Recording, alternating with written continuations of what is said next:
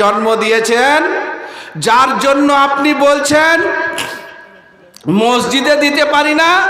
ট্রেনে যদি আপনি বসেন, মালদা পর্যন্ত যাবেন, একটা ফকির আসবে, 2 টাকা আপনি দিতে পারেন না, আপনি নিজকে বলছেন আমি খুব ভালো। না ভাই, আপনারা আম্মা পাড়া পড়েছেন। আল্লাহ বলছেন ফাআম্মা মান আতা ওয়াত্তাকা ওয়াসাদ্দাকা বিল হুসনা ফাসানুয়াসসিরুহু লিল ইউসরা। যোগ্য আলেম বসে আছেন সব, আমার সেই রকম যোগ্যতা নাই। তর্জমাটা দেখে নেবেন, হাদিস কোরআন আপনাকে পড়তে কেউ মানা করেনি। বাংলা তাফসির দেখে নেবেন, ইউটিউব খুলে দেখে নেবেন। আল্লাহ বলছেন ফাআম্মা মান আতা, তর্জমা হলো আতা শব্দের অর্থ হলো দেওয়া।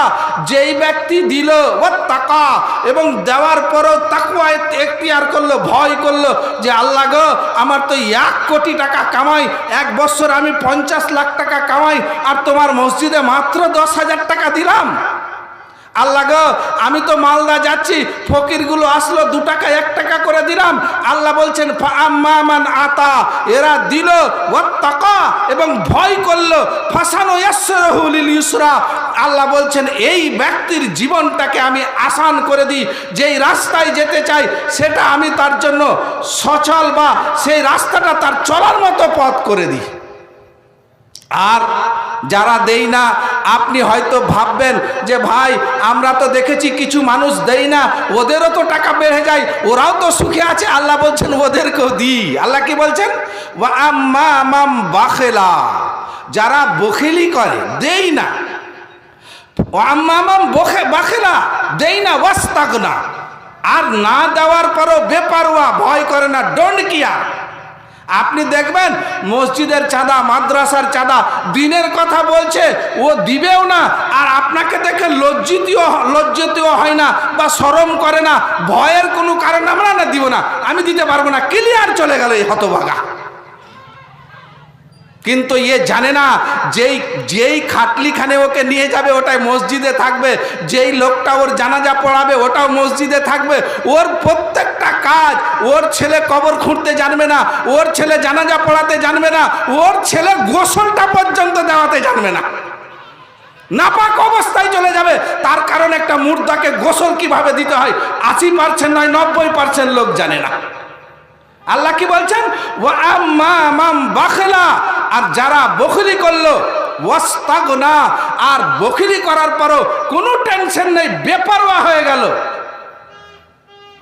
ফাসানুয়াসসিরুহু লিল ইউসরা। আল্লাহ বলছেন এদেরও রাস্তাটা আমি আসান করে দিই, তুমি বখিলি হও আর ফেরাউনের মতো আগে বেড়ে যাও। কিন্তু আল্লাহ কি বলছেন ওয়ামা ইউগনি আনহু মালুহু ইজা তারাদ্দা, ওয়ামা উগনি, আর তাকে বাঁচাবে না, তাকে পরিত্রাণ দেবে না, আনহু মালুহু, জাহান্নাম থেকে তার মাল, ইজা তারাদ্দা, যখন তাকে জাহান্নামের মধ্যে ফেলে দেওয়া হবে। ভাই আপনাদের সবারই জানা আছে, আল্লাহ রাসূল বলেছেন আল বাখিলু বাইদুম মিনাল্লাহি ওয়া বাইদুম মিনাল জান্নাতি ওয়া করিবুম মিনান নার। যারা বখিল তারা হয় কি আল্লাহর নিকটে থাকে না আর জান্নাতেরও নিকটে থাকে না, ওরা হয় কি জান্নাত এবং আল্লাহ থেকে দূরে থাকবে। ওয়া করিবুম মিনান নার, এরা জাহান্নামের পাশে পাশে ঘুরবে আর জাহান্নামের মধ্যেই যাবে। আল্লাহ তাবারাক ওয়া তাআলা তাই বললেন ওয়ামা ইউগনি আনহু মালুহু ইদা তারাদ্দা। ভাই আমার, আমি আপনাকে কি বলতে চাইছিলাম, আব্দুল্লাহ বিন রাওয়াহা দাঁড়িয়ে দাঁড়িয়ে শের পড়তে লাগলেন, কাদ আফলাহা মান ইয়ামুরুল মাসাজিদা ওয়া ইয়াকরাউল কুরআনা কায়িমা ওয়া কায়িদা। একজন মানুষের দ্বিতীয় কাজ হলো সব সময় কোরআন তেলাওয়াত করবে। ও 4 চাক্কার মধ্যে বসে আছে, ইংলিশ হিন্দি বাংলা গান না বলে ও সূরা ইমরান চালিয়ে দেবে। বাবু জানে যে আজকে শুক্রবারের দিন সূরা কাহফ পড়তে হয়, সূরা কাহফ পড়তে হয়, সূরা কাহফ বাজিয়ে দেবে। বা হয়তো গাড়িতে বসে গেছে, তার 5টা সূরা আছে, ইয়াদ আছে, গাড়ি চলছে, মনে মনে পড়ছে, চলে যাচ্ছে। আল্লাহ রাসূলের সামনে সেই দিন কি বললেন কে আব্দুল্লাহ বিন রাওয়াহা ওয়া ইয়াকরাউল কুরআনা কায়িমা ওয়া কায়িদা। আপনার আল্লাহ রাসূলের জীবনী পড়েছেন। আল্লাহ রাসূল যখন সেই দিন রাত্রে হযরতে আবু বকর রাদিয়াল্লাহু তাআলা আনহুকে নিয়ে পালিয়ে আসছিলেন, আল্লাহ রাসূল বেধুন কোরআন পড়ে চলে যাচ্ছে। সুরাকা বিন মালিক যে আল্লাহ রাসূলকে ধরার জন্য 100 উট ইনাম নেওয়ার জন্য ছুটে যাচ্ছে, সুরাকা বিন মালিক বলছেন আমি আল্লাহ রাসূলের কাছাকাছি হয়ে গেছি, একবার করে আবু বকর আমার দিকে ফিরে দেখছে, আল্লাহ রাসূল আমাদের দিকে পিছন দিকে ফিরে দেখে না, সামনে দিকে চলে যাচ্ছেন আর কোরআন মাজিদ পড়তে আছেন, তেলাওয়াত হচ্ছে। সুরাকা বিন মালিক বলছেন আল্লাহ রাসূল বিনা দ্বিধাতে কোরআন পড়ছে আর চলে যাচ্ছে, আমি মনে করছি এই ধরছি, কিন্তু আল্লাহ রাসূলের কাছে যেতে পারছি না, শব্দ চলে আসছে। কবি আব্দুল্লাহ বিন রাওয়াহা বলছেন ওয়া ইয়াকরাউল কুরআনা কায়েমা ওয়া কায়েদা। দ্বিতীয় কাজ কি করলেন?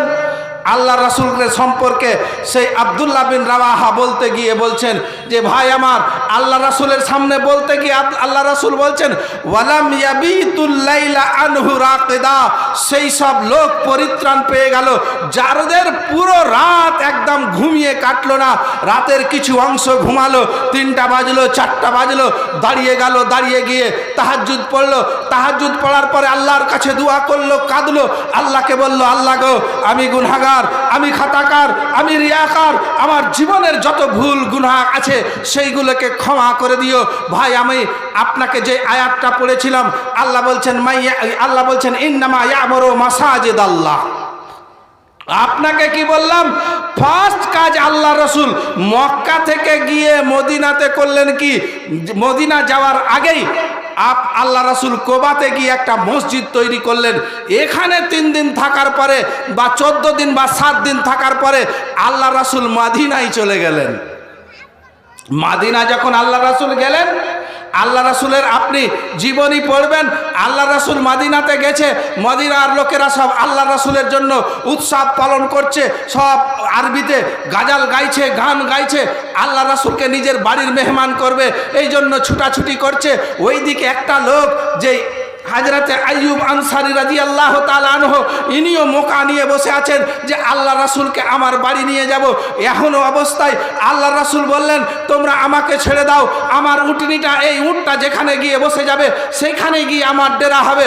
উটটা আব্দুল্লাহ বিন উটটা হলো কি হযরতে আইয়ুব আনসারীর বাড়ির কিছু সামনে বা কিছু জায়গা আগা দিকে গিয়ে উটটা বসে গেল। আর যেমনই বসে যাওয়া হযরতে আইয়ুব আনসারী আল্লাহ রাসূলের এবং হযরতে আবু বকর সিদ্দিক রাদিয়াল্লাহু তাআলা আনহুর যেই ছোট মোটো যা ব্যাগগুলো ছিল হট করে নিয়ে ছুটতে ছুটতে নিজের স্ত্রীকে বলল যে এটাকে বাড়ির মধ্যে তাড়াতাড়ি করো। তার কারণ হযরতে আইয়ুব আনসারী জানতেন যে মানুষের চরিত্র, তার ব্যাগ এবং তার সামান যেখানে যায় মানুষ ওখানেই যেতে চায়। আমি যখন এখানে যাব আল্লাহ রাসূল আমার বাড়ির দিকে যাবে। আল্লাহ রাসূল হযরতে আইয়ুব আনসারীর বাড়ির মেহমান হয়ে গেলেন, ওখানে থাকতে লাগলেন। আল্লাহ রাসূল যখন আইয়ুব আনসারীর বাড়ি যান, আইয়ুব আনসারীর বাড়ির 2টা রুম, একটা নিচের তলায় একটা ওপর তলায়। আল্লাহ রাসূল আইয়ুব আনসারীকে বললেন আইয়ুব আনসারী তুমি ওপর তলায় থাকো, আমি নিচের তলায় থাকবো। আল্লাহ রাসূল নিচের তলায় নিচের রুমে থাকতেন, আর হযরত আইয়ুব আনসারী রাদিয়াল্লাহু তাআলা আনহু এবং তার স্ত্রী ওপর তলায় থাকতেন। ওনারা যখন আল্লাহ রাসূল নিচে থাকতেন তখন ছাদের উপরে হাঁটতে পারতেন না, যে আল্লাহ রাসূল আমাদের নিচে আছে, আমরা ওর উপরে কি করে হাঁটবো, সন্ধ্যা হয়ে গেছে।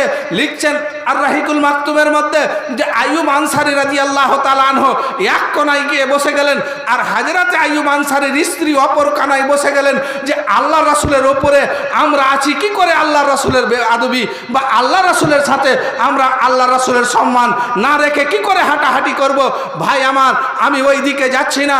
আল্লাহ রাসূল কদিন কেটেছেন বা 2-4 দিন কাটার পরে আল্লাহ রাসূল বাইরে বের হলেন, আর বাইরে বের হয়ে একটা জায়গায়, যেই জায়গাখানে সেই সময় মক্কার লোকেরা খেজুর শুকাতেন, কেউ বলেছেন খেজুরের গুটলি বা গোবরের লিদ শুকাতেন। আল্লাহ রাসূল জিজ্ঞাসা করলেন হে মদিনার লোকেরা, এই জায়গাটা কার? এই যে খালি জায়গাটা পড়ে আছে যেখানে আজকে মসজিদে নববী আছে, ভাই আমার, সেই জায়গাটার কথা আল্লাহ রাসূল জিজ্ঞাসা করলেন। আল্লাহ রাসূলকে বলা হলো এই জায়গাটা 2টি এতিম ছেলের।